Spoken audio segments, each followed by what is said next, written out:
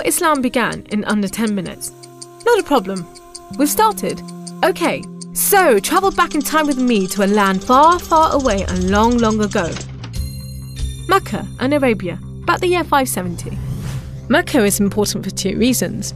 1, the Kaaba is there, an ancient temple built to worship God. And 2, Muhammad, peace be upon him, was born in Mecca. Now, problem. I can't show you Muhammad because it wouldn't be right. I'll tell you why in a bit. But in the meantime, here's his name in Arabic. Nice. Back in the day, Mecca was a lawless place. The only way to be safe was to have backup. Lots of rich big brothers who'd beat up anyone who got in your way.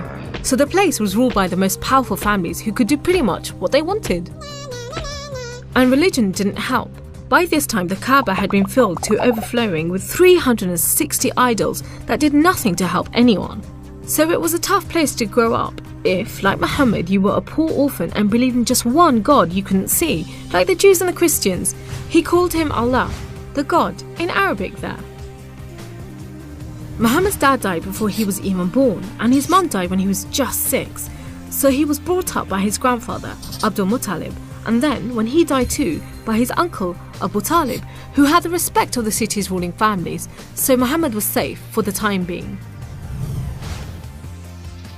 Muhammad started out as a shepherd and then became a businessman travelling about buying and selling stuff for rich clients. When he did some work for a rich widow called Khadija, she was so impressed by his honesty and skill that they ended up getting married, and for a while it looked like Muhammad was going places. Well, he was, but not how you think. Every year in the month of Ramadan, different calendar, different names for the months, there was a big party around the Kaaba when people made sacrifices to the idols. Muhammad hated it, so he'd get out of town and sleep in a cave he'd found on top of a nearby mountain. One night, Muhammad's praying to Allah when wham! There's the angel Jibreel, you might say Gabriel, standing right in front of him. Read, says the angel, but Muhammad couldn't read. No schools, you see. Jibreel keeps on at him. 3 times he says, read. Then he grabs hold of Muhammad and wham! Again, it's like Muhammad's learnt the words off by heart. So he recites the message out loud. Read in the name of your Lord, who created man from a drop of blood. Read, for your Lord is most generous. He who taught by the pen, taught man what he did not know. It was a message from Allah. God was speaking to him just like he'd spoken to the prophets in the Jewish and Christian holy books, which meant he was a prophet too. The messages continued for the rest of Muhammad's life. Allah gave him the words to say and the Prophet recited them. The words were written down by his friends, and years later they were collected together and became the Muslim holy book, the Quran, which means recitation, because Muhammad recited it, you see? Anyway, that was much later, so back to the night of power. Muhammad tells his family, then his friends, and eventually everyone about Allah, that he's the one and only God, that he wants everyone to be treated fairly, and long story short, it didn't go down well with the ruling families of Mecca, who liked things just the way they were, thank you very much. You see, Islam means obedience to Allah, and Muslim means someone who obeys Allah, and the ruling families didn't want anyone obeying anyone else but them. So the people who believed in Muhammad's message, the Muslims, were given a hard time. Some were even tortured and killed. A few of them managed to escape to Abyssinia, Ethiopia. But most were stuck in Mecca. Muhammad also had to cope with the death of his wife, and then just a few weeks later, his uncle too. Feeling very down, he went to the Kaaba to pray to Allah one night. Then, the weirdest thing happened. Jibreel turns up, sits him on a winged horse called Al-Buraq and flies him all the way from Mecca to Jerusalem. He prays with all the prophets who have ever lived.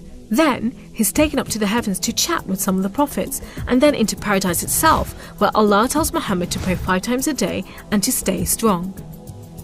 He's returned to Jerusalem and then flies back to the Kaaba in Mecca.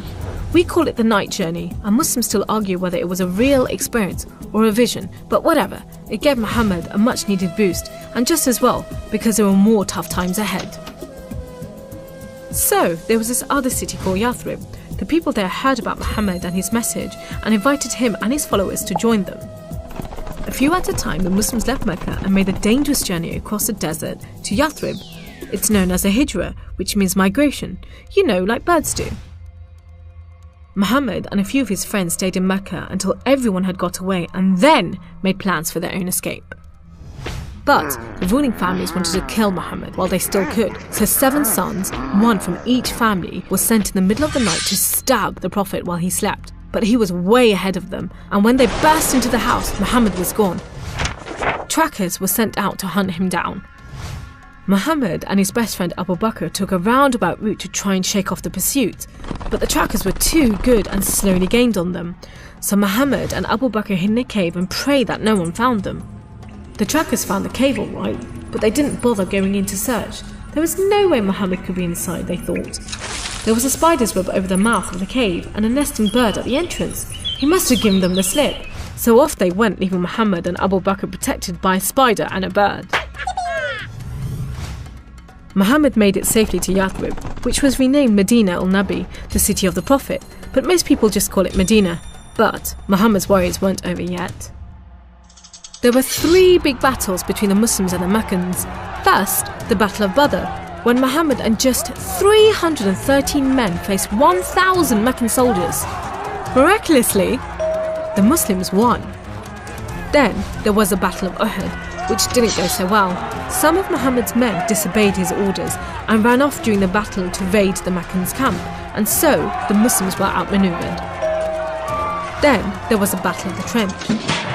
Medina was protected on 3 sides by mountains, so when the Meccan forces advanced in the city, the Muslims just dug a deep trench. The Meccans made camp, but the weather was terrible. Pouring rain put out their fires and howling winds blew down their tents. Eventually they gave up and went back to Mecca. It was all a bit embarrassing. They were losing the respect of the local tribes who were flocking to join the Muslims. So a peace treaty was signed at Hudaybiyah. But it wasn't long before the Meccans broke it.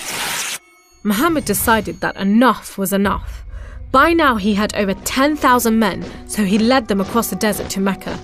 The ruling families realised they'd made a huge mistake, but it was too late. All they could do was surrender and hope that the Muslim army killed them quickly. But Muhammad said there should be no more fighting. He rode into Mecca and went straight to the Kaaba. He circled it 7 times anti-clockwise and smashed all the idols, rededicating the Kaaba to Allah. And that's why I'm not going to show you Muhammad. The Muslims wanted to make it totally clear that they only worship the one unseen God. So they didn't have any pictures of Muhammad in case anyone thought he was an idol, and they didn't have any pictures of Allah because he's like nothing on earth, so it would be impossible to draw him anyway. So there you go. How Islam began in under 10 minutes. How did I do?